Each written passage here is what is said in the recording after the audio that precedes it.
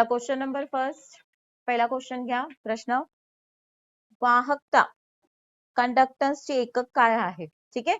पहिले तर कंडक्टन्स म्हणजेच काय, की कोणताही एक वाहक असेल त्यातनं इलेक्ट्रॉन्स जे आहेत, इलेक्ट्रॉन्सचा फ्लो म्हणजेच काय, चार्ज, ते किती इझिली जाऊ शकत आहे याला आपण म्हणतो कंडक्टन्स. म्हणजे रेझिस्टन्स कमी असेल त्यावेळेसच इलेक्ट्रॉन्सचा प्रवाह कसा असतो, सुरळीतपणे चालतो, त्याला आपण काय म्हणतो, कंडक्टन्स. तर याचं एकक युनिट काय आहे, मोहो. याचं युनिट काय आहे, मोहो, किंवा याला सिमेन्स म्हणून पण हा युनिट पण पकडला जातो, पण इथे आपण काय घेतलंय, मोहो. तर आन्सर आहे याचा ऑप्शन 1. आता दुसरी जेव्हा ऑप्शन्स आपण घेतो, कुलम. कुलम हा कोणाचा एकक आहे, इलेक्ट्रिक चार्ज. कोणाचा एकक आहे, इलेक्ट्रिक चार्ज, राईट. एम्पियर हा कोणाचा आहे, इलेक्ट्रिक करंट. कोणाचा आहे, इलेक्ट्रिक करंट. आणि व्होल्ट हा कोणाचा आहे, पोटेन्शियल डिफरन्स, ज्याला आपण म्हणतो विभव अंतर, राईट. सो याचं उत्तर काय आहे, ऑप्शन 1. नेक्स्ट क्वेश्चन, खालील विधाने विचारात घ्या आणि योग्य विधाने ओळखा. पृथ्वीच्या ध्रुवावर वस्तूचे वजन सर्वाधिक असते. यस, कारण पृथ्वी जी आपली आहे, लक्षात ठेवा, आपल्या पृथ्वीचा आकार कसा आहे, जिओइड शेप. कसा आहे, जिओइड. जिओइड म्हणजेच काय, दोघं ध्रुवावर पृथ्वी कशी आपली जरा चपटी आहे आणि विषुववृत्तावर ही कशी आहे, फुगीर आहे. त्याच्यामुळे जेव्हा आपण सेंटर पकडतो पृथ्वीचा, जो केंद्र पकडतो, तो जो चपटा भाग आहे तिथून केंद्र हा कसा आहे, जवळ आहे. ऍज कम्पेअर टू जो फुगीर भाग आहे विषुववृत्ताचा, तो कसा आहे, जरा लांब आहे. तर विषुववृत्तावर जे हे कसं असेल, ग्रॅव्हिटेशनल फोर्स कसं असेल, कमी असेल. आलं लक्षात, तिथे वजन कसं भरणार, कमी भरणार. तेच ध्रुवावर कसं असेल, जास्त, right. So the weight of an object is greater at the poles of the earth. Yes, right, कारण तिथे हे केंद्रापासून कसं आहे, जवळ, राईट. गुरुत्व, त्वरण आणि त्रिज्या परस्परांना व्यस्त प्रमाणात बदलतात. Yes, are inversely proportional to each other. इथे कधी तुम्हाला हा फॉर्म्युला पण, जेव्हा तुम्ही सायन्स वाचता, तर हा फॉर्म्युला पण जेव्हा हे पण वाचलेला असतो तुम्ही, सी हा वाला r², है ना. तो जी acceleration due to gravity is inversely proportional to radius आहे. सी याच्यावरच दिसतो. आता हा इथे प्रोजेक्टर नाही ना आज. येस, सो जी म्हणजेच काय, स्मॉल जी इथे जेव्हा आपण घेतो, तर स्मॉल जी म्हणजेच acceleration due to gravity. याची व्हॅल्यू आपण किती घेतो, 9.8 metre per second square, right. आणि त्यालाच आपण is equal to GM, capital G. आणि लक्षात, कॅपिटल जी याची ही काय, ग्रॅव्हिटेशनल फोर्स, तो केवढा आहे, 6.67 मल्टिप्लाय बाय 10⁻⁻11. ती व्हॅल्यू तुम्हाला माहित असेल, आता ते सायन्स वाचलंय तुम्ही तर, है ना. आणि अपॉन r², त्रिज्याचा स्क्वेअर, राईट. तर हे काय आहे, इनव्हर्सली प्रपोर्शन. तर हे पण बरोबर आहे. तर दोघं विधाने कसे आहेत, अ आणि ब, हे दोघं योग्य आहेत. ओके. नेक्स्ट क्वेश्चन, दृश्यमान प्रकाश वर्णपटाच्या संदर्भात खालील विधाने विचारात घ्या आणि अयोग्य विधाने ओळखा. Incorrect statement. दृश्यपटल, विजिबल लाईट, ठीक आहे. दृश्य प्रकाश जो आहे याला आपण अजून कलर्स मध्ये पाहतो की नाही, ज्याला आपण विबग्योर पण म्हणतो. आलं लक्षात. तर बघा, इथे जांभळ्या रंगाचं विचारलंय, व्हायोलेट रंगाचं. जांभळ्या रंगाची वारंवारता सर्वात कमी आहे, नाही. याला बघा, जांभळ्या रंगाला एनर्जी जास्त आहे. एनर्जी जास्त आहे, तर हे दोन वेव्स मधलं अंतर कसं असेल, कमी असेल. तो अंतर कसं असेल, दोन वेव्स मधला अंतर कसं असेल, कमी असेल. आणि दोन वेव्स मधला अंतर कमी म्हणजेच त्यांची वारंवारता जास्त. आले लक्षात. यस, तर ही कमी नसते, फ्रिक्वेन्सी ही जास्त असते. आणि जांभळ्या रंगाची तरंग लांबी सर्वाधिक असते का, नाही. कारण ज्या वेळेस याच्याकडे ऊर्जा जास्त आहे, तर दोन तरंग लांबी मधला अंतर कमी असेल, बरोबर. यस, म्हणून हे दोघं पण स्टेटमेंट चुकीचे आहेत. अ आणि ब हे दोघं पण योग्य आहेत. उलट असायला पाहिजे होतं, जांभळ्या रंगाची वारंवारता सर्वाधिक असते आणि जांभळ्या रंगाची तरंग लांबी कमी असते. आणि हेच कधी प्रश्न तुम्हाला लाल रंगाचं विचारलं असतं, तर लाल रंगाची वारंवारता सर्वात कमी आणि तरंग लांबी, कारण याला एनर्जी कमी आहे ना. Got it. चलो, सो नेक्स्ट क्वेश्चन कडे जाऊयात आता आपण. प्रकाशाचे अपवर्तनाविषयी खालील विधाने विचारात घ्या आणि अयोग्य विधान निवडा. अयोग्य, इनकरेक्ट स्टेटमेंट अगेन, ठीक आहे. रिफ्लेक्शन ऑफ, प्रकाशाचे अपवर्तन दोन माध्यमातील घनतेच्या फरकामुळे घडून येतं. येस, पहिले रिफ्रेक्शन म्हणजेच काय असतं, बेंडिंग ऑफ लाईट. बेंड होते ना एका माध्यमातून, जेव्हा दुसऱ्या माध्यमात जेव्हा लाईट जात आहे, प्रकाश जाते, तर हा थोडा काय होतो, बेंड होतो. यालाच आपण काय म्हणतो, रिफ्रॅक्शन, राईट. तर हे कशामुळे occurs due to density difference between the two mediums. बघा, आपण घन माध्यमातनं जेव्हा वायू माध्यमात जातो, बेंड होताना दिसतो प्रकाश, तुम्ही इव्हन एक्झाम्पल बघितलेलं असतं लहान मुलांच्या पुस्तकामध्ये पण असतं की तुम्ही पेन्सिल पाणीमध्ये ठेवा, ती थोडीशी तुटलेली दिसते ना, Y? Because bending of light. आलं लक्षात? येस, हे कारण इथे काय असतं, माध्यम पाणी आणि प्रकाश. जेव्हा पेन्सिल तुम्ही पाहतायत, लाईट कुठून जाते? वायू माध्यमात, घन माध्यमात, है ना? येस, सो बेंडिंग होते. Reflection of light changes the direction of the light. Yes, हे बघा, ज्या वेळेस रिफ्रॅक्शन होतं, परावर्तन जेव्हा होत आहे ना, लक्षात ठेवा, त्यावेळेस दिशा पण बदलते आणि वेग पण बदलतो. तर हे दिशा बदलते, बरोबर आहे? येस. खाली आता प्रकाशाचे अपवर्तन होताना प्रकाशाचा वेग बदलत नाही, तर वेग बदलतो. मी सांगितलं ना, direction as well as speed both changes at the time of refraction. Got it? लक्षात आलं? येस, तर रिफ्रॅक्शन, बेंडिंग ऑफ लाईट, आणि ते एक पॉइंट लक्षात ठेवा, राईट? तिथे क हे चुकीचे आहे, अ आणि ब हे काय आहे? योग्य आहे. तर इथं अयोग्य विचारलंय ना, तर क हे काय आहे? अयोग्य आहे. Next question.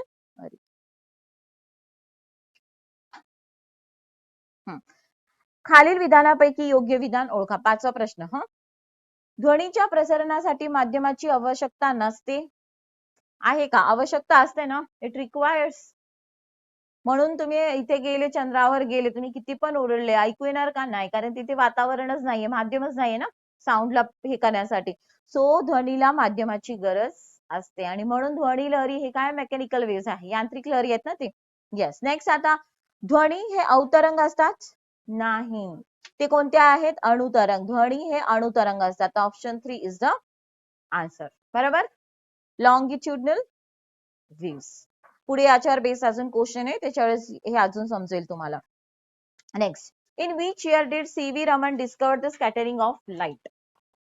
ठीक आहे, प्रकाशाचे विकिरण कोणत्या वर्षी? सी.व्ही. रमन यांनी 1928 मध्ये.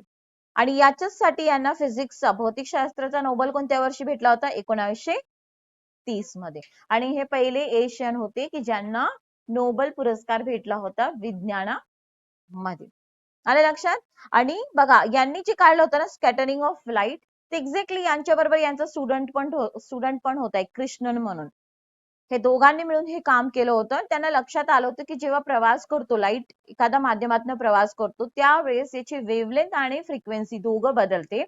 आलं लक्षात? आणि याला यांनी काय नाव दिलं होतं? Modified scattering. काय नाव दिलं होतं? Modified scattering. पण यांनी शोधून काढलं होतं, म्हणून यांच्या स्मरणार्थ त्याला काय म्हटलं गेलं? रमन स्कॅटरिंग.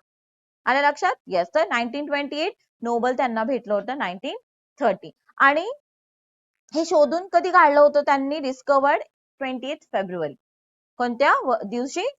दिवस कोणता? तारीख काय होती? 28 फेब्रुवारी. आणि म्हणून 28 फेब्रुवारी आपल्या भारतात राष्ट्रीय विज्ञान दिवस म्हणून साजरा होतो, याच कारणामुळे, right? Next question. Consider the following statement and identify the correct statement. Frequency of alternating current in India is 50 hertz. Yes. Alternating current म्हणजेच काय? की हा दिशा बदलतो, हा करंट दिशा बदलतो. काही कालावधीनंतर हा काय करतो? दिशा बदलतो. डायरेक्ट म्हणजेच काय? सुरू होतो तर दिशा बदलत नाही, सरळ जातो. आलं लक्षात? एसी, अल्टरनेटिंग करंट, जे पण आपल्या हाऊस होल्ड मध्ये, घरात वगैरे जो करंट असतो तो कोणता असतो? एसी असतो. आलं लक्षात? Yes. Alternating current in India changes direction 100 times every second. Yes, 100 time दिशा बदलतो. तर हे अ आणि ब हे दोघं पण योग्य आहेत. Option 3 is the answer. Got it? समजलं? लक्षात आलं सगळ्यांना? येस. आणि तुम्हाला माहिती आहे एसीचं रूपांतर डीसी मध्ये कसं करतात? रेक्टिफायर. कोणता असतो तो? रेक्टिफायर. ठीक आहे. जेव्हा लांब अंतरापर्यंत करंट पाचवायचं असेल तर डीसी वापरला जातो, डायरेक्ट करंट. आता तुम्हाला माहिती आहे आपले बॅटरीज असतात, मोबाईल तुम्ही चार्ज करतात किंवा आपल्या बॅटरीज माहिती आहे ना, त्याच्यावर प्लस मायनस साईन असते. जिथे जिथे प्लस मायनस साईन दिसेल ना तुम्हाला बॅटरीचं, समजायचं इथे कोणता करंट आहे? DC, direct current. समजलं? जिथे जिथे जे चार्ज करू शकतायत ना आपण, आता रेग्युलर लाईफ मध्ये मोबाईलच्या चार्जेशिवाय आपलं होतं का? तर दॅट इज कोणता? ती बॅटरी कोणती घेते? DC, direct current. तर हे सिंपल, तुम्ही सेल आपण लावतो त्यावेळेस प्लस मायनस सायन्स बघतो, that is direct current. Alternating current जे अल्टरनेटिंग ची दिशा बदलत असते एक टाइम मध्ये. ठीक आहे. नेक्स्ट, आता ब्लॅक कलर सौर कुकर मध्ये काळा रंग वापरतात कारण काळ्या रंगाचा उष्णता शोषण गुणांक जवळपास किती आहे? 95. माहिती ना, ब्लॅक कलर म्हणून आपण उन्हाळ्यात काळे कपडे घालतो का? नाही, बिकॉज हे सगळे रंग काय करतो, ऍब्झॉर्ब, शोषून घेऊ शकतो. तो परत एक पण कलर पाठवत नाही, म्हणून ते काय दिसतं, ब्लॅक, है ना, सगळं ऍब्झॉर्ब करतो. म्हणून 95 किती आहे ते, 95. आणि म्हणून ते काय असतं, सौर कुकर लवकर तापतो आणि त्याच्यात ठेवलेलं अन्न लवकर शिजतं, राईट. आणि सौर कुकर मध्ये वरती काय असतं ना, बघितलं आहे कोणी सौर कुकर किंवा इमेज बघितली असेल, वरती काच असतं, है ना, एक कुकरची एक पेटी असते, वरती एक काच असतं. सूर्यकिरण त्या काचेमधनं त्या पेटीमध्ये ब्लॅक कलरची पेंट केलेली असते, त्या पेटीत जातो. काळा रंग येते, ती पूर्ण सौर ऊर्जा शोषून घेते. आता पण ही जी सौर ऊर्जा शोषली आहे ना, ती पाठवू शकत नाही, कारण जी पण इनकमिंग रेडिएशन असते ना, जी पण सौर ऊर्जा येते ना, ती काचेमधनं जाऊ शकते, पण परत जी जाते ना, ती काचेमधनं जाऊ शकत नाही. शॉर्ट वेव्ह आहे, जी सूर्याकडनं येते, ती वेव्हलेंथ कशी असते, शॉर्ट वेव्हलेंथ असते, जी काचेमधनं प्रवास करू शकते. पण जेव्हा ही पेटी काळ्या रंगाची ऊर्जा शोषून जेव्हा परत ही ऊर्जा पाठवेल ना, ती कोणत्या होऊन जाते, लॉंग वेव्ह, जी काचमधनं प्रवास करू शकत नाही. म्हणून ती पूर्ण ऊर्जा कुठे कॉन्सन्ट्रेट होते, त्या पेटीमध्ये. म्हणून ते लवकर उष्ण होतं आणि अन्न पण आपलं लवकर शिजतं. समजतं? येस. नेक्स्ट क्वेश्चन आता, द्रवावर तरंगणारी वस्तू नेहमी स्वतःच्या ह्या एवढे द्रव्य विस्थापित करते, है ना, किती करते ती, वीट. तुम्ही बघा, एखाद्या टब मध्ये पाणी भरा, फुल पाणी भरा, त्याच्यात काही तुम्ही टाका, एखादी वस्तू, दगड टाका, एका वजनाचा दगड टाका, 10 किलोचा सपोज तुम्ही टाकला आणि तो पूर्ण टब फुल भरलेला आहे, तर तो पाणी तुम्ही वजन टाकल्यानंतर ते पाणी बाहेर पडणार. तो बाहेर पडलेला पाणी तुम्ही मोजा, तो पण किती किलोग्राम असेल, 10 kgs. समजलं, 10 किलो वजनाचं पाणी बाहेर पडणार. हे कोणी काढलं होतं, आर्किमिडीज प्रिन्सिपल, याला आपण म्हणतो आर्किमिडीजचा तत्व. तो जसं बाथटब मध्ये बसला, काहीतरी पाणी बाहेर पडला, किती पाणी बाहेर पडला, आर्किमिडीजच्या वजना एवढा. तर याच्यात आपण कोणाचं रिलेशन बघतो, बियॉन्ड सी, बियॉन्ड फोर्स आणि खालून वेट. लक्षात आलं? सो हे काय आहे, ऑप्शन 3. डॅशमुळे पावसाच्या थेंबाचा आकार गोलाकार असतो, पृष्ठताण, सरफेस टेन्शन मुळे, है ना, सरफेस टेन्शन हे आकुंचन पाण्या असं सरफेस एरिया कमी करून टाकतं ते, ठीक आहे. म्हणून त्याला आपण म्हणतो, बघा, पाणीचं थेंब जेव्हा आपण असं पाणी टाकतो आहोत, ते एकदम छोटे ड्रॉप्स असतील, पण जसं जमिनीवरती पडणार, पसरतं की नाही, एरिया वाढला, पण जोपर्यंत तुम्ही खाली फेकतायत ते ड्रॉप्स असे छोटे दिसतात ना तुम्हाला, सरफेस एरिया कमी होतो, दॅट इज सरफेस टेन्शन. हे याच्यात बरंचसं डिस्कशनला आहे, पण आता एवढंच लक्षात ठेव, राईट. नेक्स्ट आता, on what principle does the cooling system in a motor car works. Motor car मधील कूलिंग सिस्टीम कोणत्या तत्वावर कार्य करते, कन्व्हेक्शन. बघा, 3 असतात एनर्जी सप्लाय, कन्व्हेक्शन, कंडक्शन आणि रेडिएशन. आलं लक्षात? कन्व्हेक्शन गॅसेस आणि पाण्यामध्ये होतो. तुम्ही पातेल्यामध्ये ना, एक पातेल्यामध्ये पाणी ठेवा, थंड पाणी, आणि गॅसवर ठेवा, ते गरम होतं की नाही पाणी, कोणत्या प्रक्रियेत होतं ते, कन्व्हेक्शन, थ्रू विच, कन्व्हेक्शन. आणि बघा, पाणी गरम होताना तुम्हाला दिसतं ते पाणी वरती खाली होतं की नाही, पहिले खालचा जो गॅसचा जवळ भांड्याला जवळ खालचा पाणी तो लवकर गरम होतो, मग तो पाणी वरती येतो, वरचं थंड पाणी खाली जातो, तर हे कन्व्हेक्शन, हे वायू आणि द्रव मध्ये होतं अशा प्रकारचं कूलिंग, राईट. कंडक्शन, आता हाच गरम पातेल्याच्या शेजारी तुम्ही गॅसवर हा गरम पातेला उठवला, खाली ठेवला, आणि त्याच्या शेजारी अजून एक स्टीलचा पातेला ठेवा, एकदम जवळ. हा गरम पातेला ते थंड पातेल्याला पण थोडं गरम करणार, तर एनर्जी कशी ट्रान्सफर झाली, through conduction. Got it? Solid मध्ये हे बघायला मिळेल. आणि रेडिएशन काय असतं, रेडिएशन मध्ये एनर्जी ट्रान्सफर होते थ्रू इलेक्ट्रोमॅग्नेटिक स्पेक्ट्रम. इथे पार्टिकल्स काम नाही करतात. ह्या दोन मध्ये मी काय सांगितलं तुम्हाला, वहन आणि संवहन मध्ये पार्टिकल्स द्वारे चेंज होते एनर्जी, आणि रेडिएशन मध्ये ही रेडिएशन बेल्ट आपण पाहतो ना, इलेक्ट्रोमॅग्नेटिक स्पेक्ट्रम पाहतो, गॅमा, एक्स रेज, पूर्ण त्याच्याद्वारे. आलं लक्षात? सो इथे आता जेव्हा कूलिंग सिस्टीम आपण बघतोय, तर ते आहे कन्व्हेक्शन, मोटर याच्यामध्ये, कार. ढगाळ रात्रीपेक्षा निर्भळ रात्री थंड असतात, बरोबर. Clear nights are cooler than cloudy nights, बरोबर. का बरं, कशामुळे, थ्रू रेडिएशन. हे बघा, एक इथे ना जिओग्राफी पण आहे, सायन्स पण आहे. इथे एक term, this is very important, geography मध्ये पण तुम्हाला विचारले जाऊ शकते दिस कॉन्सेप्ट. तुम्हाला माहिती आहे सूर्य, सूर्याकडे प्रचंड ऊर्जा आहे आणि तो सतत ऊर्जा फेकत असतो. It is in the form of प्रचंड ऊर्जा, म्हणून तो शॉर्ट वेव्ह रेडिएशन मध्ये फेकतो. दोन तरंगामध्ये अंतर कसं असतो, खूप कमी असतो, बरोबर. आणि ही सौर ऊर्जा आपली पृथ्वी शोषक दिवसभर घेते. येस, पण लक्षात ठेवा, पृथ्वी दिवसभर ही ऊर्जा घेते. कधी पृथ्वीने फक्त ऊर्जा घेतली असती तर पृथ्वी पण एक उष्ण गोळा राहिली असती की नाही आज. पण पृथ्वी घेते पण आणि रात्री परत ती ऊर्जा काय करते, बाहेर टाकते, परावर्तित पण करते.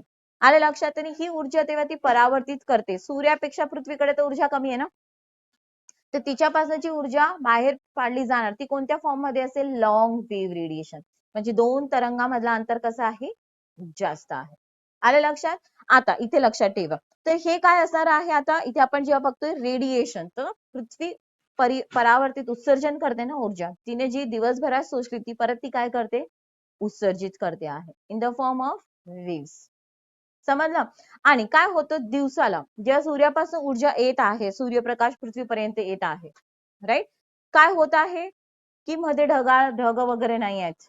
आलं लक्षात, ते क्लिअर येऊन गेले. पण समजा ढगाळ वातावरण आलं तर जी पण पृथ्वी उत्सर्जित करते ऊर्जा ती डायरेक्ट जाते का अवकाशात, नाही जाते. त्यांना कोण अडून ठेवतं, ढग अडून ठेवतात. त्याच्यामुळे उष्णता काय होते, वाढते. आलं लक्षात. ज्यावेळेस क्लिअर स्काय असेल, क्लीन स्काय, ढगाळ वातावरण नाहीये, तर पृथ्वीकडनं उत्सर्जन फटाफट होईल ना, कारण त्यांना मध्ये कोणीच अडवत नाहीये. त्याच्यापासून जास्त उत्सर्जन होणार, पृथ्वी जास्त थंडी होणार रात्रभरामध्ये, आणि म्हणून थंड काय होतं, वाढत जातं. Got it. चलो नेक्स्ट. आता म्युझिकल नोटची गुणवत्ता कशावर अवलंबून असते, हार्मोनी सामग्री, जे पण हार्मोनियम वापरलेलं असेल त्याच्यावर ह्या नोटची काय असते, गुणवत्ता, quality of the music depend असतो. ठीक आहे. Next, electromagnets R used in, electromagnets कुठे कुठे वापरले जातात, टेलिफोन, डायनेमो, इलेक्ट्रिक बल्ब वरील सर्व इलेक्ट्रोमॅग्नेट्स.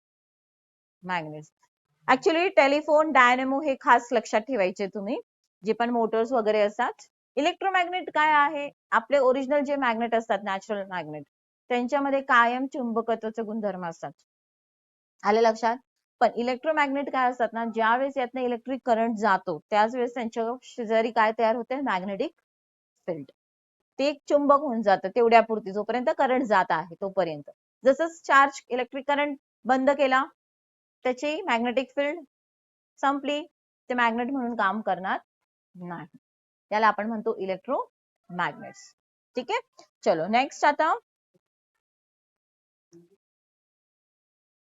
म्युझिकल नोट म्हणजे जो गाण्याचा आवाज असतो का, म्युझिकचा जो दोन म्हणजे आपण म्हणतो ना स्वर मधला, म्युझिकचा स्वर मधला जो अंतर असेल तो म्युझिकल नोट, तो हार्मोनियम मध्ये किती ते प्लेट्स आहेत ना त्याच्यावर बेस्ड असतो. ठीक आहे. नेक्स्ट. आता यांत्रिक, मेकॅनिकल वेव्स कॅन बी. पहिले तर मेकॅनिकल वेव्स काय असतात, मेकॅनिकल वेव्स म्हणजे काय की ज्या वेव्सला माध्यमाची गरज असते प्रवासासाठी, त्याला आपण काय म्हणतो, मेकॅनिकल वेव्स. अणुतरंग, यस, ध्वनी लहरी, माध्यमाची गरज आहे ना, ते लॉंगिट्युडनल वेव्स आहे. मग सेस्मिक वेव्स, भूकंपाच्या लहरी, अणुतरंग आहे. भूकंपाच्या लहरी मधली पण कोणती, प्रायमरी, प्राथमिक लहरी, हो की नाही. येस, हे सगळे काय आहे, अणुतरंग आहे. ठीक आहे. अवतरंग, transverse waves, light waves. Okay. Yes, तर ट्रान्सवर्स वेव्स यांना पण गरज आहे. अणुतरंग, अवतरंग. सो याचं उत्तर काय असणार, ट्रान्सवर्स मध्ये अजून कोणती वेव्स येते, भूकंपाची द्वितीय लहरी. कोणत्या येतात, भूकंपाची द्वितीय लहरी. ओके. सो याचं उत्तर काय आहे, ऑप्शन 3, कारण यांना माध्यमाची गरज असते. Okay. And astronauts feel dash in high temperature, high atmosphere. उच्च वातावरणात अंतराळवीराला डॅश वाटते, काय वाटते, अत्यंत थंड. कारण जसं उंच जाणार वातावरण कसं होत जातं, विरळ. हे बघा आपल्याकडे उबदारपणा काय आहे, बिकॉज आता ह्या आपण ट्रोपोस्फिअर मध्ये आहोत, तापांबर ह्या थरामध्ये आहे.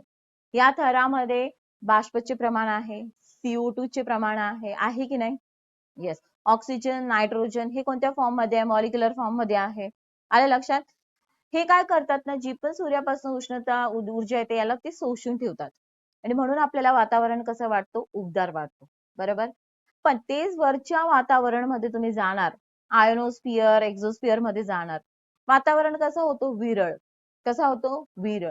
तिथे बाष्पाचे प्रमाण असणार आहे का एवढे 3000 आणि 5000 उंचीवर? नाही. कार्बन डायऑक्साईडचे प्रमाण? नाही. जे पण नायट्रोजन, ऑक्सिजन आहे ते कोणत्या फॉर्म मध्ये आता इथे अणु फॉर्म मध्ये, ऍटॉमिक फॉर्म मध्ये आहे. ते हे ऊर्जा शोषत नाही. त्याच्यामुळे वरती कसं असतं? एक्स्ट्रीम कोल्ड एक्झोस्फिअर मध्ये. आलं लक्षात? Yes. So option 3. Which of the following scientist was the first to use a separate symbol for each element? कोण आहे ते? डाल्टन. प्रत्येक याच्यासाठी मूलद्रव्यासाठी वेगळा चिन्ह कोणी सुरुवात केली होती? डाल्टन. डाल्टनचं ॲटॉमिक थिअरी पण आहे, यांनी सुरुवात केली होती ना. येस. पुढे आहे याच्यावर बेस्ड क्वेश्चन. डाल्टनचं बायोलॉजी मध्ये पण त्यांचे कार्य आहे. ठीक आहे. नेक्स्ट आता खालीलपैकी कोणते समस्थानिक कर्करोगाच्या उपचारामध्ये वापरले जाते? हे बघा, कोणतं आहे? कोबाल्ट. कोबाल्ट 60 वापरला जातो. कर्करोगाच्या म्हणजे काय कोबाल्टच्या गोळ्या दिल्या जातात का? नो. कोबाल्ट 60, युरेनियम, आयोडीन हे ना काय किरणोत्सर्गी पदार्थ आहेत. आलं लक्षात? तर किरणोत्सारी असल्यामुळे ह्यांचा न्यूक्लियस जो असतो हा कसा असतो? अनस्टेबल, अस्थिर. अनस्टेबल आणि अस्थिर असल्यामुळे हे काय करतात? स्वतःमध्ये स्थिरता आणण्यासाठी बाहेर प्रारणे सोडतात, रेडिएशन. ते प्रारणे कोणती असतात? अल्फा, बीटा आणि गॅमा रेडिएशन. आलं लक्षात? त्यापैकी जी गॅमा किरणे असतात ना, गॅमा प्रारणे असतात ना, ती प्रारणे कॅन्सरच्या पेशंटवर सोडली जातात, जेणेकरून कॅन्सरच्या ज्या पेशी असतील ते नष्ट होतात. समजलं? सो कोणता वापरला जातो? कोबाल्ट. ठीक आहे. युरेनियम आपण अणुऊर्जा तयार करण्यासाठी वापरला जातो. आयोडीन थायरॉइडचे जे व्याधी असतील त्याच्यासाठी, गलगंड जे थायरॉइडचे जे प्रॉब्लेम्स असतील त्याच्यासाठी आयोडीन वापरलं जातं. तिथे उत्तर काय असणार? फक्त ब. असे अनेक आहे कॅन्सर साठी वापरले जाणारे आयसोटोप्स, त्याची लिस्ट असते, पण ह्या प्रश्नामध्ये फक्त काय येणार? कोबाल्ट. ओके. नेक्स्ट. संयुक्त राष्ट्रांनी हे म्हणजे वर्ष आवर्त सारणीचे आंतरराष्ट्रीय वर्ष म्हणून घोषित केले. कोणते वर्ष? 2019. का? कारण तुम्ही जेव्हा आवर्त सरणी वाचतात, जेव्हा मूलद्रव्याचे वर्गीकरण वाचतात त्यावेळेस आपण पाहतो की नाही वर्गीकरण कसे होत गेले. कोणी कसे केले होते? ऑक्टेव्हचं पाहतात तुम्ही, है ना, मेडवेडेवचं पाहतात, ओके नाही. तर हे जे होते डिमेट्री मेडवेडेव यांनी 1869 मध्ये, इन विच इयर? 1869 मध्ये सर्वात प्रथम एक टेबल मांडला होता, म्हणजे मूलद्रव्यांचे वर्गीकरण केले होते आणि यांनीच खरे जे आपण म्हणतो ना पिरियॉडिसिटी, इथून सुरुवात झाली होती. आलं लक्षात? की काळानंतर मूलद्रव्याचे गुणधर्म बदलतात. हे सगळ्यात पहिले कोणी सांगितलं होतं? मेडवेडेव यांनी. ते 1869 मध्ये. तर 2019 मध्ये याला किती वर्ष होतात कंप्लीट? 150 वर्ष. तर त्याच्या सन्मानार्थ 2019 ला international year of periodic table म्हटले गेले. त्यांचे योगदान खरं खूप होते, पण त्यांना पुरस्कार नोबेल वगैरे काहीच देण्यात आले नाही ना, त्याच्यामुळे त्यांना त्यांच्या नावाने एक मूलद्रव्य पण आहे, असं आहे, लक्षात ठेवा. ठीक आहे. Which of the following substance has no melting point? कोणता सबस्टन्स आहे ज्याला मेल्टिंग पॉइंट नाहीये? तर ते आहे काच. क्रिस्टलाइन अमॉर्फस सबस्टन्स, त्याला नाही, कारण सिलिका वापरलेला असतो याच्यामध्ये. Which of the following fuel causes the least environmental pollution? कोणता आहे?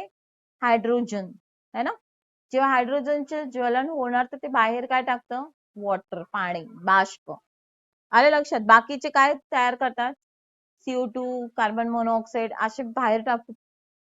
ते काय आहे? पर्यावरण स्नेही आहे का? नाही. पण हायड्रोजन हे काय आहे? जेव्हा यांचं ज्वलन होतं हे काय तयार करतं?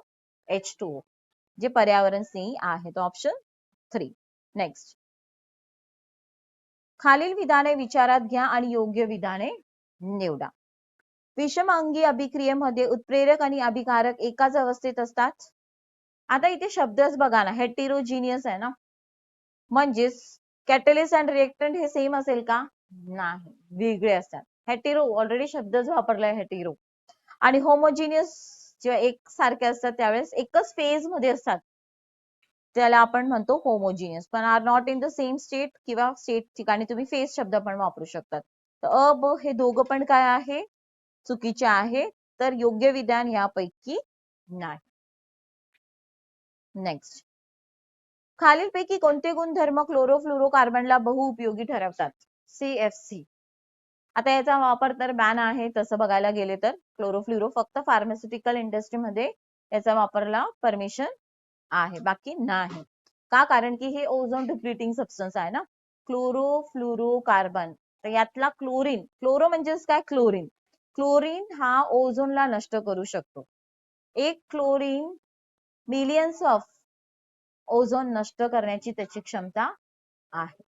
ठीक आहे. पण याला तरी का? कारण बिकॉज हा कसा आहे? लो टॉक्सिसिटी, कमी विषारी, कमी ज्वलनशीलता, कमी क्रियाशीलता. याला वास नाही, चव नाही, गंध नाही, काहीच नाही अजून. हे सगळं म्हणून याला वर्सटाईल समजतात. तर अ, ब आणि क. तर option 4 is the answer. CFC. Next, vinegar contains, vinegar मध्ये किती टक्के ऍसिटिक ऍसिड असतो? 5 ते 8%. विनेगर, विनेगर बघा लक्षात ठेवा, हे जेव्हा तयार केलं जातं ना, विनेगर तयार करताना डबल फर्मेंटेशन होतं. दोनदा किण्वन प्रक्रिया केली जाते विनेगर तयार करताना. एकदा काय होतं, साखर जी असते ना तुमची, साखर सिंपल शुगर, साखर म्हणजे धान्य, कडधान्य वगैरे जे असतील ना, असं साखर घेऊन नाही केलं जातं. कडधान्य, मका जे असतील, ठीक आहे, याच्यामध्ये शुगर असते ना, ग्लुकोज. या जे पण कडधान्य असेल यांच्यावर किण्व प्रक्रिया करून पहिले काय तयार केला जातो? इथेनॉल. काय तयार केला जातो? इथेनॉल. मग या इथेनॉलला परत किण्वन प्रक्रिया करून काय तयार केलं जातो? Acetic acid. म्हणून ऍसिटिक ऍसिड तयार करायला दोनदा फर्मेंटेशन होतो. हे लक्षात ठेवा, असं विधान विचारलं जाऊ शकतो. आणि फर्मेंटेशन करायला आपल्याला कोणते बॅक्टेरिया लागतात इथे? तर कोणते बॅक्टेरिया यूज होतात? ऍसिटोबॅक्टर, ग्लुको ऍसिटोबॅक्टर हे वापरले जातात किण्व प्रक्रियेसाठी. इथे आलं लक्षात? ईस्ट, ईस्ट माहितीये ना, सॅक्रोमायसिस सिरिव्हिसी, ईस्ट हे सगळं वापरले जातात. नेक्स्ट, आता due point and air humidity have a direct relationship. दवबिंदू आणि हवेतील आर्द्रता समप्रमाणात बदलतात. येस. ड्यू पॉइंट म्हणजेच काय? The temperature at which air get saturated. ज्या तापमानाला हवा काय होते? संपृक्त होते, याला आपण म्हणतो ड्यू पॉइंट. आलं लक्षात? हे दोघं कसे? समप्रमाणात. ठीक आहे. सो ऑप्शन 1 हे बरोबर आहे. द बिंदू आणि हवेतील आर्द्रता विषम प्रमाणात बदलतात? नाही. हे पण कसे बदलतात? सम. तर हे ब काय आहे? चुकीचं आहे. तर ऑप्शन 1.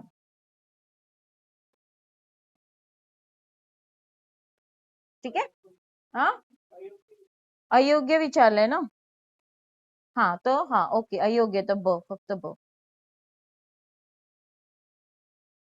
ब्रिटिश शास्त्रज्ञ रॉबर्ट हुक यांनी या साली सर्वप्रथम पेशी हे नाव आणले. कोणता वर्ष होतं? 1665 ना, 1665. यांनी सगळ्यात पहिले आपण म्हणतो ना पेशीचा शोध पण कोणी लावला? Robert Hooke. रॉबर्ट हुक ने खरं कोणत्या पेशीचा शोध लावला होता? मृत पेशी, डेड सेल्स. आणि हे जे पाहत होते ना पेशी, तर हे पेशी पाहत असताना ते काय करत होते? जसं ते मायक्रोस्कोपच्या खाली बघत होते तशी ती आकृती त्यांच्या एका वहीत लिहित होते पुस्तकात. आणि त्या पुस्तकालाच काय म्हटलं जातं आता? मायक्रोग्राफिया. त्या पुस्तकाचं नाव काय आहे? मायक्रोग्राफिया. तर लक्षात ठेवा, रॉबर्ट हुकचा ग्रंथ कोणता आहे की ज्याच्यामध्ये त्यांनी सेल हा शब्द दिलेला? तर मायक्रोग्राफिया. आणि मायक्रोग्राफिया म्हणजेच काय? त्यांनी जे पण मायक्रोस्कोपच्या खाली बघितलं ते त्यांनी तिथे आकृती काढली होती. Robert Hooke. आणि त्यांनी कोणत्या झाडाचं बघितलं होतं ना? बुचच्या झाडाचं काप बघितलं होतं. ते कोणते होते? मृत पेशी होत्या त्या. ठीक आहे. पण सपोज तुम्हाला विचार, सर्वात पहिले जिवंत पेशी कोणी बघितल्या? Antonie van Leeuwenhoek. म्हणून त्यांना फादर ऑफ मायक्रोबायोलॉजी पण म्हणतात ना. त्यांनी शुक्राणू, त्याच्यानंतर जीवाणू आणि प्रोटोझोआ आदी जीव हे सगळ्यात पहिले बघितले होते. पण सपोज तुम्हाला असं पण विचारलं गेलं की सर्वात प्रथम वनस्पतीच्या जिवंत पेशी कोणी बघितल्या? सर्च करा. असे क्वेश्चन्स आल्यावर काय येस, वनस्पतीच्या जिवंत पेशी सर्वात प्रथम कोणी बघितल्या होत्या? कारण रॉबर्ट हुकने तर मृत पेशी बघितल्या पहिल्या त्याने बघितलं. जिवंत पेशी प्राणीचे अँटोनी व्हॉन लिव्हनिक. मग वनस्पतीच्या जिवंत पेशी सर्च करा. मग आयोग प्रश्न विचारल्यावर आपण बोलतो अरे आपण राहून गेलो मागे. सर्च करा, नेक्स्ट सेशनला मला सांगा. मला माहितीये पण स्टील तुम्ही सर्च करा. ठीक आहे, चलो नेक्स्ट क्वेश्चन. खालील विधाने विचार घ्या आणि योग्य विधाने निवडा. तंतुकणिका या पेशी अंगकाभोवती दुहेरी आवरण असतं. येस, डबल लेअर आहे ना ते, डबल मेम्ब्रेन है ना. येस, बाहेरचा आणि अंतर्गत आवरण हा जो असतो हा असा फोल्ड घड्या पडलेले असतात. ठीक आहे. तांबड्या रक्तपेशीमध्ये तंतुकणिका नसतात. नसतात. ब हे चुकीचं आहे, अ हे योग्य आहे. तांबड्या रक्तपेशीमध्ये का नसतात? मग काय काय केलं असं तांबड्या पेशीने की मायटोकॉन्ड्रिया रागवले येत नाहीये त्याच्यात? येस, तंतुकणिकेचं काम काय आहे? जी पण आपल्या शरीरात एटीपी तयार होते ना, एनर्जी करन्सी, जी पण आपली ऊर्जा असते, एटीपी कुठे तयार, कोण तयार करतो, कुठे तयार होते? एटीपी मायटोकॉन्ड्रियामध्ये. आणि ही सगळी प्रोसेस आपण काय बघतो? क्रेब्स सायकल ची सगळी इथे होते, जी आपण म्हणतो ऑक्सिडेशन ऑफ ग्लुकोज होतं. म्हणजे हे काय करतं? ऑक्सिजन आणि ग्लुकोज या दोघं वापरून ऊर्जा तयार होते. कुठे होते हे सगळं? तंतुकणिकेमध्ये. हेच तंतुकणिका कधी आरबीसी मध्ये असेल, लाल रक्तपेशीमध्ये. आणि आपल्याला माहिती आहे लाल रक्तपेशीचं हे काय कार्य काय आहे? आपल्या पूर्ण शरीरभर ऑक्सिजनचं वहन करणं, त्याचं महत्वाचं कार्य ते ना. आता कधी तंतुकणिका आरबीसी मध्ये राहिली असती, जे पण काय आरबीसी कडे ऑक्सिजन राहिलं असतं ते पूर्ण यांनी वापरून घेतलं असतं आणि ऊर्जा तयार केली असती ना, मग पूर्ण शरीरभर ऑक्सिजन पुरवलं असतं का? नाही. या कारणामुळे तंतुकणिका नाही आहे आरबीसी मध्ये. आलं लक्षात? आरबीसीचं कार्य आपण काय पाहतो? ऑक्सिजनचे वहन करणं. हे वहन कोणामार्फत होतं? Haemoglobin, HB. आता एचबी ला खूप जागा असायला पाहिजे ना, कारण एचबी जास्त त्या आरबीसी मध्ये. त्याच्यामुळे तंतुकणिका नाही, त्याच्यामध्ये अंतर्द्रव्य जलिका नाही आहे. कोणामध्ये? आरबीसी मध्ये. त्याच्यामध्ये न्यूक्लियस नाही, आरबीसी मध्ये न्यूक्लियस पण नाही ना. हे सगळे का नाही आहे? कारण की हिमोग्लोबिनला जास्त जागा उपलब्ध व्हायला पाहिजे म्हणून. Got it? चलो नेक्स्ट. आता आरएनए मध्ये थायमिन हा नायट्रोजनचा बेस आढळून येतो? नाही. आरएनए मध्ये थायमिनच्या ऐवजी काय असतं? युरॅसिल. सो हे चुकीचं आहे. डीएनए मधील युरॅसिल हा नायट्रोजन बेस आढळतो? नाही, ते थायमिन आढळतो. सो अयोग्य विधान कोणती? दोघं पण आहे ना, अ आणि ब हे दोघं पण अयोग्य आहे. बघा, डीएनए मध्ये 4 नायट्रोजन बेसेस असतात. कोणते असतात? ऍडिनाइन, थायमिन, सिस्टोसाइन आणि गॉनिन.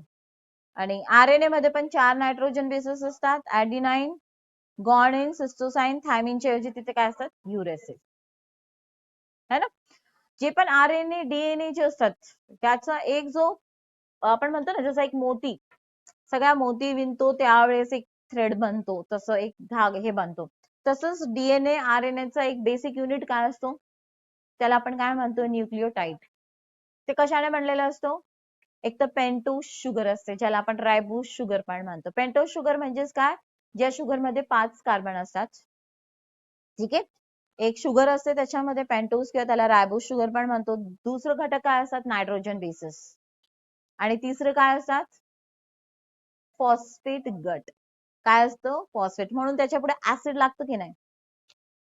डीएनएचं लॉंग फॉर्म काय? Deoxy nucleic acid. आलं? Why it is called acid? Because त्यांच्याकडे काय? फॉस्फेट गट आहे. समजलं? डीऑक्सी का म्हटलं जातं डीएनए ला? बिकॉज यातला एक ऑक्सिजन नसतो, गायब झालेला असतो याच्यामध्ये, म्हणून याला काय म्हणतात? त्याच्यात 4च ऑक्सिजन बघायला मिळतात. Got it? चलो. So next. जी नाम पद्धती संबंधी चुकीचे विधान ओळखा. आता इथे बघा तुम्ही, हे मराठीमध्ये खूप डेंजर ट्रान्सलेशन झालं इथे. जातीवाचक नामाची सुरुवात मोठ्या लिपीच्या अक्षराने होते.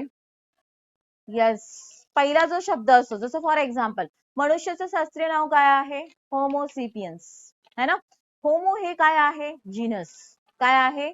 जीनस. आणि कधी पण पहिला जो शब्द असतो तो काय असतो? Capital letter. तर मोठ्या अक्षराने होतो की नाही? यस. आणि जाती वर्ग नामाची सुरुवात लहान लिपीने होतात. सेपियन, सेपियनचा एस स्मॉल असेल कधी पण. तर दोघं बरोबर आहे. योग्य विचारलंय ना? नाही, चुकीचे विधान ओळखा, एक पण नाहीये. तर ऑप्शन 4. ठीक आहे, चलो नेक्स्ट. आता खालील विधाने विचारात घ्या आणि अयोग्य विधाने निवडा. परत अयोग्य. प्रजाती हे वर्गीकरण शास्त्राचे मूळ एकक आहे. Species is the basic unit of taxonomy. Yes. Species काय असतात की ज्यांच्यामध्ये फर्टिलायझेशन होऊ, रिप्रोडक्शन होऊ शकतं, प्रजनन होऊ शकतं, याला आपण काय म्हणतो? स्पेशीज. ठीक आहे. अरिस्टॉटलने सर्वप्रथम प्रजाती या शब्दाचा वापर केला. नो, चूक, हे चुकीचे आहे, अयोग्य आहे. फक्त ब. कारण अरिस्टॉटलने नाही हा शब्दाचा वापर केला होता. कोणी केला होता हा? जॉन रे. कोणी शब्द वापरला होता हा सगळ्यात पहिले? जॉन रे यांनी. यांचा एक ग्रंथ आहे हिस्ट्री ऑफ प्लांट्स. याचा कोणता ग्रंथ आहे? History of plants. याच्यामध्ये जॉन रे यांनी 1686 मध्ये स्पेशीज हा शब्द वापरलेला. तर उत्तर तुमचं ऑप्शन 2 येणार. मग जीवाणूंमध्ये अलैंगिक प्रजनन घडून येतं. Asexual reproduction takes place in bacteria. Yes, है ना? बायनरी फ्युजन, कॉन्जुगेशन या पद्धतीने होतं की नाही, ट्रान्सडक्शन, हे सगळे काय आहे? Asexual रिप्रोडक्शनचे method. असेक्शुअल, इथे एकच पॅरेंटची गरज असते, दोन पॅरेंटची गरज नसते. जीवाणूंमध्ये द्विखंडनाद्वारे म्हणजेच ज्याला आपण म्हणतो बायनरी फ्युजन द्वारे पुनरुत्पादन घडून येतं. Reproduction takes place by fusion. बरोबर, दोघं बरोबर आहे. सो अ आणि ब दोघं पण काय आहे? योग्य आहे. आता जीव हे काढा. हा जीवाणूंद्वारे काढून टाका. हा एक्स्ट्रा आले. हे 32व्या प्रश्नाला जीवाणूंद्वारे नाही येते. इथे आपण असं घेऊयात, योग्य विधान निवडा, असं घेऊयात इथे. ब्रायोफायटा सहवहनी यंत्रणा नसते. Bryophyta do not have vascular system. नाही, हे अवॅस्क्युलर आहेत ना. थॅलोफायटा, ब्रायोफायटा काय आहे? असहवनी. तर हा बरोबर आहे ना मग? येस. टेरिडोफायटा सहवनी संस्था असते. येस, है ना? हे सहवनी आहेत टेरिडोफायटा.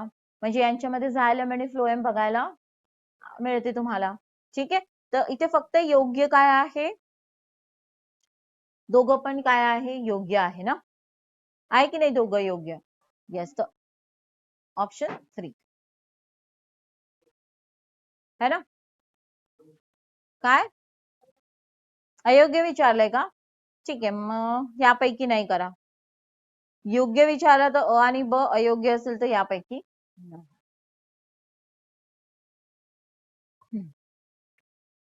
ज्या फुलांचा फक्त अक्षामधून छेद घेतला तरच दोन समान भागात विभागणी होते त्या फुलांना काय म्हटलं जातं? अनियमित प्रकार. काय म्हटलं जातं त्यांना? Irregular flowers. कसा छेद? वर्टिकल. कसा? वर्टिकल. अनियमित फुलं. आता हा वर्टिकल छेद पण याच्यावरनं पण फुलांचे दोन प्रकार पाडले जातात. ते म्हणजेच की ते लिहून घ्या तुम्ही. झायगोमॉर्फिक, झायगोमॉर्फिक आणि दुसरं आहे ऍक्टिनोमॉर्फिक.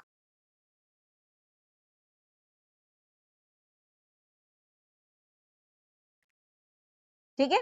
झायगोमॉर्फिक म्हणजेच काय ते तुम्हाला प्रश्न काय? ज्या फुलांचा फक्त ह्या अक्षामधून, कोणत्या एका अक्षामधून जेव्हा कट करतो, एका प्लेन मध्ये जेव्हा कट करतो आहे, सेम भाग होतात बायलॅटरल, त्याला आपण म्हणतो झायगोमॉर्फिक. काय म्हटलं जातं? झायगोमॉर्फिक. पण काही फुलं अशी आहेत की त्यांना तुम्ही कोणत्याही अक्षाला कापा, त्यांचे दोन समान भाग होणार. कोणत्याही प्लेनला कापा, ऍट एनी प्लेन, त्याला आपण काय म्हणतो? ऍक्टिनोमॉर्फिक. आणि इरेग्युलर फुलं अजून कसे केले जातात? त्यांचे जे लीव्स असतात ना, पाकळ्या ज्या असतात ना, ते कोणत्याही आकाराच्या असतील, सारख्या आकाराच्या नसतात. ओके, सो हे पण लक्षात ठेवणार. एकूण अमिनो अम्लांची संख्या किती आहे? Total number of amino acids 20. ते केवढी आहे? 20. 20 किंवा काही पुस्तकात 21 पण दिलेला आहे. तर 20, 21. ठीक आहे. खालील विधानापैकी योग्य विधान ओळखा. सूर्यफुलामध्ये असंतृप्त मेद आढळून येतात. Unsaturated fat is found in a sunflower. Yes, जे पण प्लांट बेस्ड असतात ना ते काय असतात, अनसॅच्युरेटेड फॅट्स असतात त्यांच्यामध्ये. गोमांस मध्ये संपृक्त मेद आढळून येतो. यस. अॅनिमल फॅट जो असतो तो कसा असतो, सॅच्युरेटेड. तर काय आहे योग्य विधान अ आणि ब. ठीक आहे. अनसॅच्युरेटेड फॅट्स जे असतात ना, तेल वगैरे जे आपण पाहतो की नाही, शेंगदाणा तेल, हे तेल, जवस तेल, हे सगळे काय असतात की कधी असं थंडी असो काय असो घट्ट होतं का, नाही, they are liquid at room temperature. तेच तुम्ही तूप घ्या, शुद्ध तूप, अॅनिमल फॅट आहे ना, कारण दूध आपण कुठून उपलब्ध करतो, गाय म्हशी, अॅनिमल फॅट आहे ना तो. मग त्यातनं काय तयार करतो, घी तयार करतोय, तूप तयार करतो, आणि तो बघा थंडीत ठसून जातो की नाही, सॉलिड, बिकॉज अॅनिमल फॅट आहे ना ते. समजलं. येस. सॅच्युरेटेड फॅट्स काय असतात, इथे कार्बन कार्बन जो असेल त्याच्यामध्ये सिंगल बॉन्ड असतो, आणि अनसॅच्युरेटेड मध्ये 2 किंवा 3 असे तुम्हाला डबल बॉन्ड्स बघायला मिळेल. 2 कार्बन डबल बॉन्डने जोडलेली असतात. डॉक्टर्स जास्त प्रेफर काय करतात, अनसॅच्युरेटेड फॅट्स, कारण याचे 2 व्हेरियंट्स असतात, मुफा अँड पुफा. मुफा म्हणजेच काय, मोनो अनसॅच्युरेटेड फॅटी ऍसिड. पुफा म्हणजेच पॉली अनसॅच्युरेटेड फॅटी ऍसिड. ठीक आहे. हे बदाम, अक्रोड, जवस याच्यामध्ये हे काय असतात, जास्त असतात. ठीक आहे. सो हे लक्षात आहे, हे दोघं विधान बरोबर आहे.